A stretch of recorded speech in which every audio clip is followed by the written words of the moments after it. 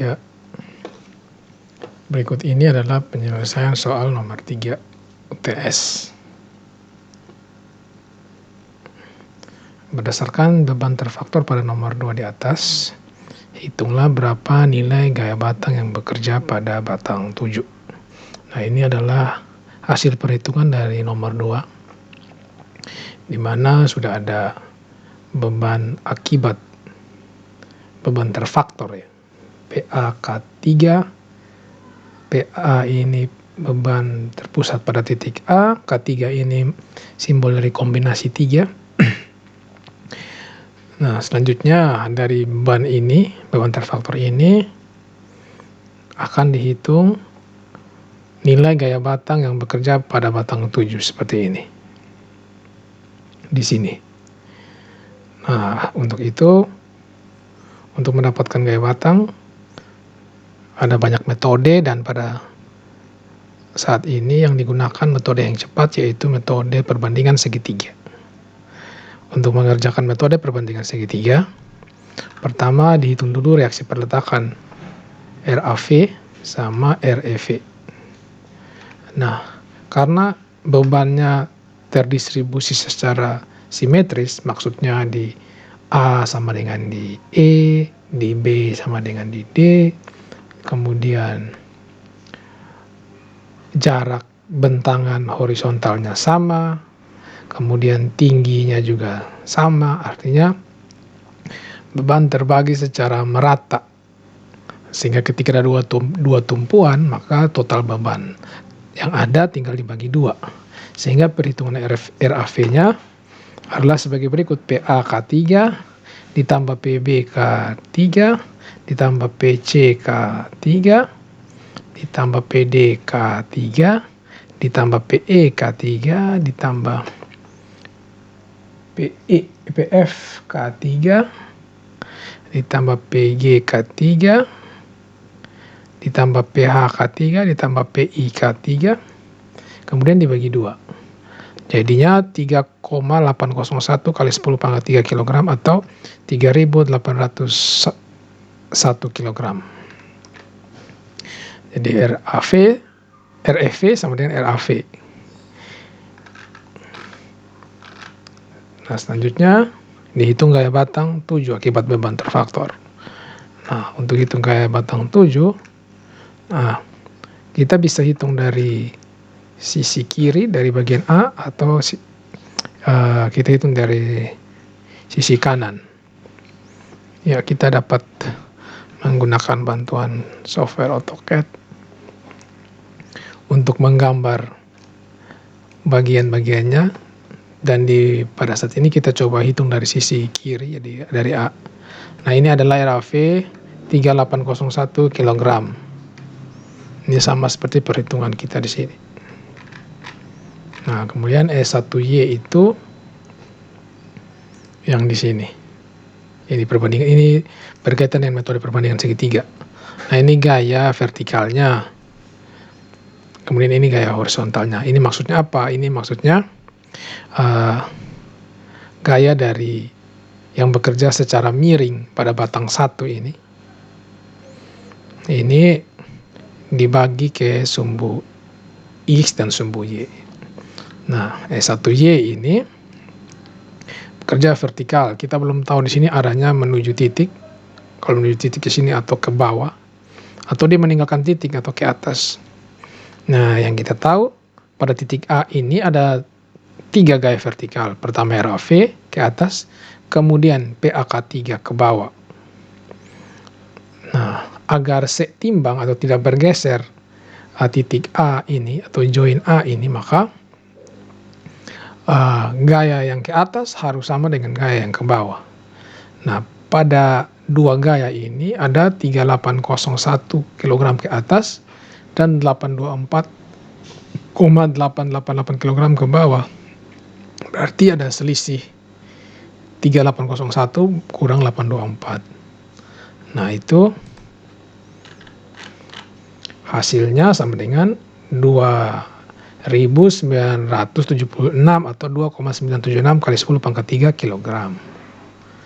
Itu selisihnya. Selisih dari RAV ke PAK3 yang ini. Maka dibutuhkan gaya sebesar 2976 ke bawah supaya bisa seimbang, titik ini bisa seimbang. Dengan demikian, karena S1Y ke bawah, otomatis dia menuju titik. Karena ini ke bawah berarti yang gaya utamanya yang dimiring, dia menuju titik ke bawah sini. Oke, jadi besar S1Y sama dengan 2976 kg. Kemudian kita menggunakan perbandingan segitiga untuk mendapatkan nilai S1X-nya. Sehingga perbandingan segitiganya adalah sebagai berikut. 3 ini yang 300 cm ini bagi 1,5 jadi segitiga. Kalau kita buat di sini, ini 3 atau 303 meter, ini 300 cm. Jadi kalau kayak meter kita buat 3 dibagi 1,5 atau 150 nih, 1,5 cm, 1,5 meter. Seperti berikut. Ini. Kemudian dikali S1Y. Itu sama dengan S1X. Ya. Nah, karena dia kan rumus utamanya dari sini ya. Kalau coba kita dibuat perbandingan segitiganya,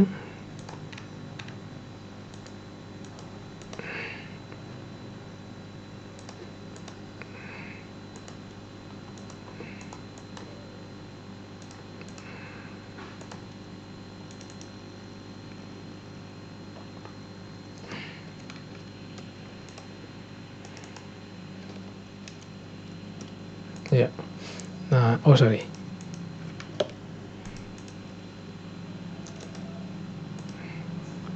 Ini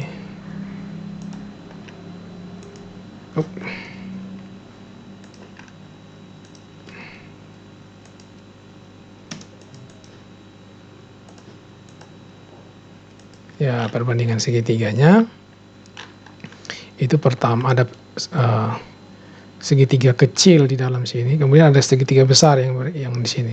Jadi segitiga besar ini 3 meter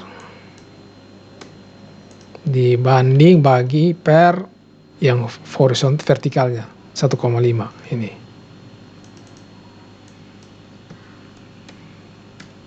Nah, jadi horizontal di sini berarti ini S1X bagi vertikal S1Y. Oke, selanjutnya dengan operasi matematika sederhana yang S1Y ini dipindahkan ke sini dikali dengan 3, maka S1X sama dengan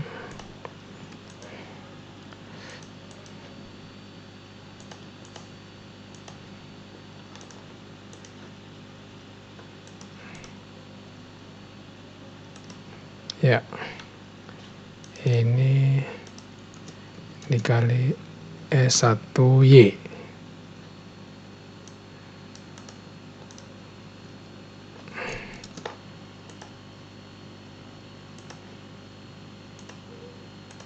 Ya. Ya, jadi mau cari S1X-nya dengan rumus ini, atau bisa ditulis dibaliknya kan kayak gini.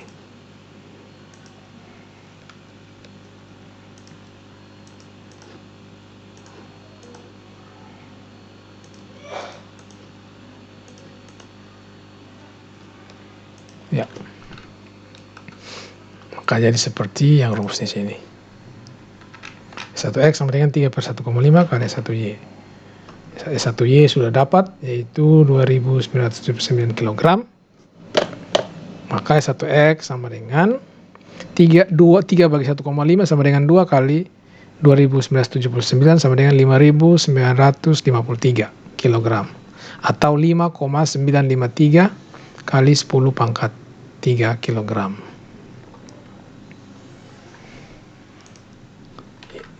Oke. Jadi yang ini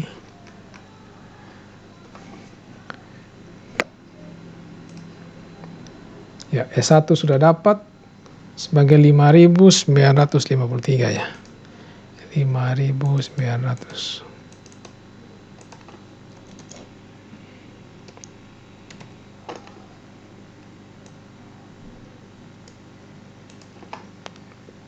Kemudian, nah sudah dapat IS ini, maka selanjutnya ini arahnya kan karena dia menuju titik jadi tekan atau min. Ya. Jadi ini ke bawah, kemudian S1X ke kiri menuju titik A.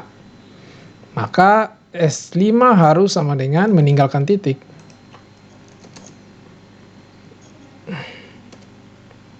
Lima, 9, 53 kilogram. Ya. Dia harus, karena S1X arahnya ke sini, dari sini ke sini menuju titik sini. Gini.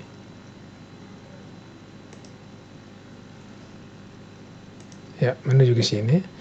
Maka S5 harus meninggalkan S5 di sini.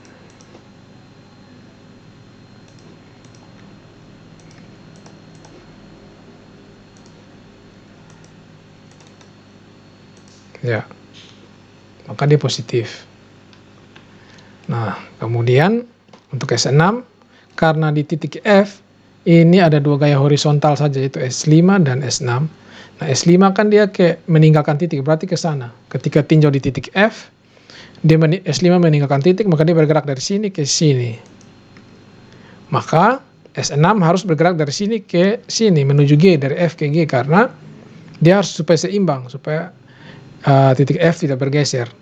Maka S6 sama dengan 953 juga.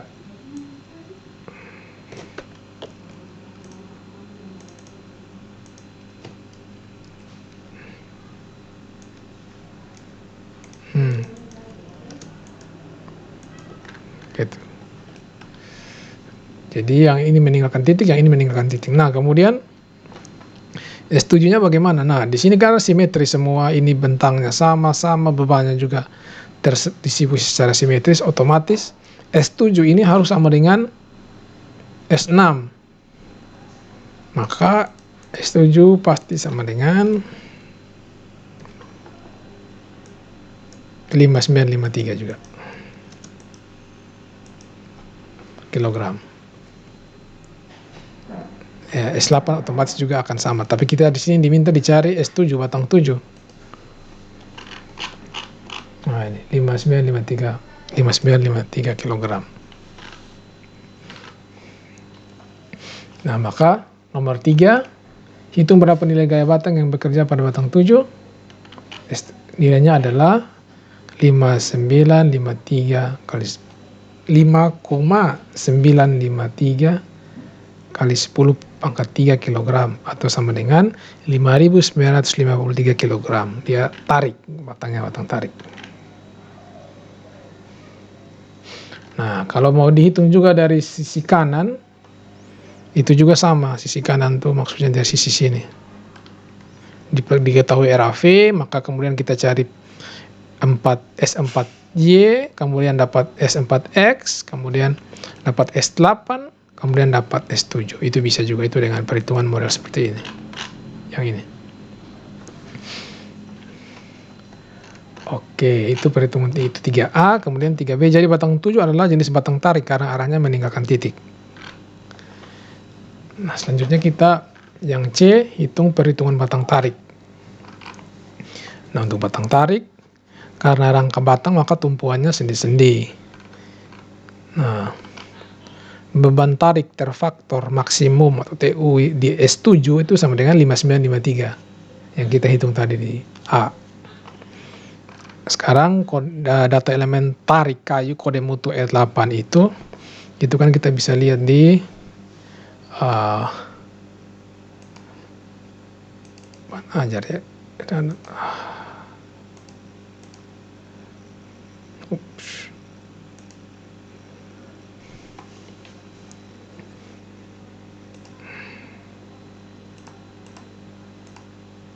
Ya. Nah, kita bisa lihat dari kode mutu E8, arti tariknya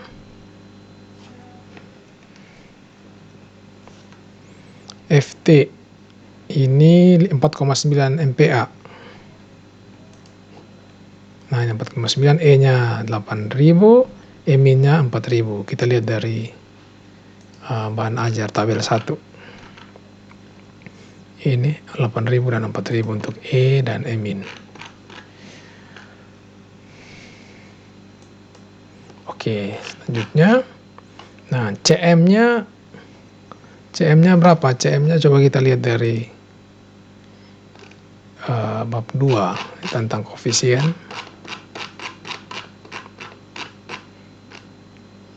Faktor ini digunakan apabila kondisi struktur kayu memiliki kandungan kadar air melebihi 19% dengan periode waktu lama.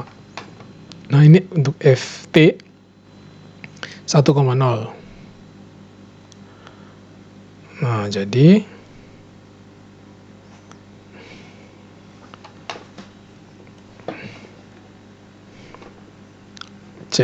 CM ini adalah bukan 0,85 tapi 1,0 karena dia pada tabel 2.2 ini untuk tarik 1,0 cm.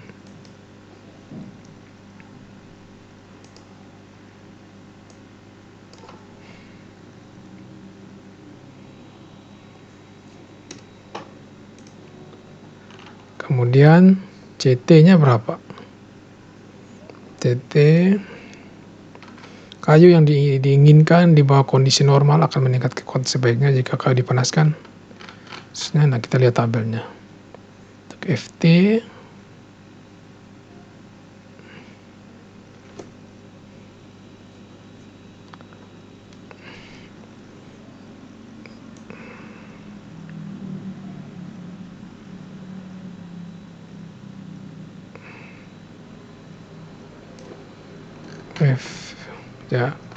nah ini untuk FT dia lebih kecil sama dengan 38 itu 1. Nah, tapi kalau di antara 38 sampai 52 itu 0,9. Nah, untuk hunian kemudian kalau kuda-kuda ya dia panasnya 38 sampai 52 lah, jadi 0,9. Maka ini bukan 0,7 tapi 0,9. Kemudian CF. Kita lihat bahan ajar bab 2 CF.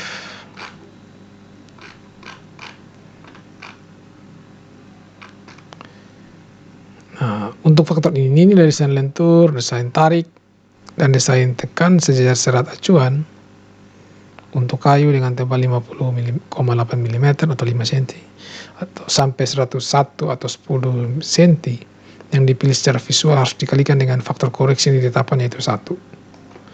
Apabila tinggi komponen struktur lentur kayu yang ditebalnya 127 mm atau lebih besar dan dipilih secara visual, maka nilai desain lentur acuan harus dikalikan dengan faktor ukuran berikut. 305 per D. D ini berarti tinggi kayu tersebut ya. Nah, otomatis dia bisa harapannya CF ini lebih kecil dari 1. Tapi karena kayu untuk soal kita itu lihat soal kita. Ini kan dimensinya 0,08, 0,12, hanya 0,12. Sedangkan yang di syaratnya itu kayu dengan tebal 55 cm atau 10 cm. Sedangkan punya kita soal itu 12 cm, jadi tidak masuk dalam aturan ini. Maka dia harus menggunakan angka yang mungkin lebih kecil dari 1 ketika dimasukkan input data ini. Tapi supaya konservatif saja, maksimal angkanya kita pakai 1 saja karena toh maksimalnya 1. Sehingga kita gunakan CF-nya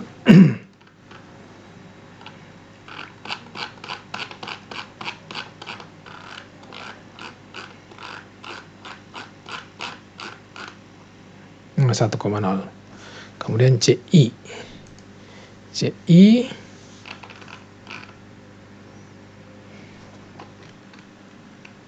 faktor tusukan. Nah, ini kalau FT 0,8. Jadi CI-nya 0,8. Terus KF ini sudah ada ya di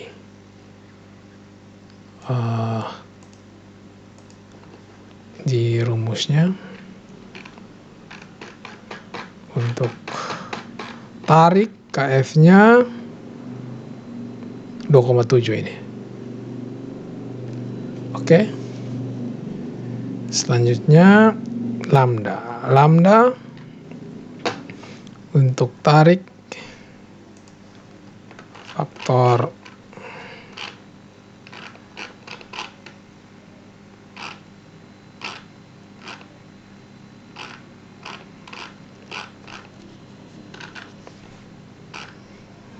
efek waktu ya. Nah, untuk kombinasi 3 maka dan untuk hunian maka dia 0,8 yang ini. Ya, jadi 0,3 harusnya 0,8 karena hunian. Ya, kalau mau pilih 0,7 yang penting dengan catatan berikan asumsi bahwa ini untuk apa kayak gitu. Misalkan untuk gudang ya bahkan 0,7 bisa. Oke. Kemudian VT ini 0,8. V untuk tarik. Nah, ini FT 0,8. Terus B 80 sesuai soal, D 120. Maka A sama dengan B kali D, sama dengan 9,6 kali 10 pangkat 3 mm persegi. Ini B kan 80, D 120. Kemudian AN itu ya karena di sini tidak ada sambungan jadi full utuh, maka A penampangnya 1. Perbandingan antara A neto dan A brutonya itu 1. Maksudnya dia kan seperti yang sudah dijelaskan di kelas, kalau tidak ada sambungan maka tidak ada lubang yang akhirnya menjadi lemah, sehingga A netonya jadi berkurang, lebih kecil dari A bruto. Karena tidak ada sambungan maka dia tetap utuh, makanya 1. Kemudian dihitung kekuatan tarik terkoreksi, maka T sama dengan CM kali CI kali CT kali CF kali KF kali lambda T kali FT kali AN sama dengan 5,853 kali 10 pangkat 4 Newton.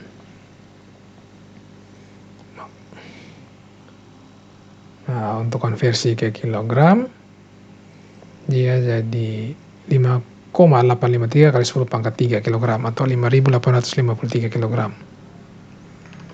Ini. Nah, itu C. Kemudian D, apakah tahanan terkoreksi lebih besar dari beban terfaktor pada batang 7? Berdasarkan data maka tahanan terkoreksi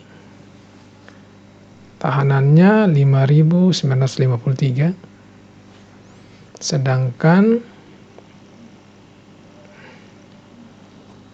tahanannya 5.853, sedangkan bebannya 5.953. Maka tahanan lebih kecil dari beban terfaktor. Maka batang 7 akan putus atau hancur karena tidak kuat menahan beban terfaktor. Sehingga agar aman maka harus diganti batang 7 tersebut. Ya, demikian soal nomor 3.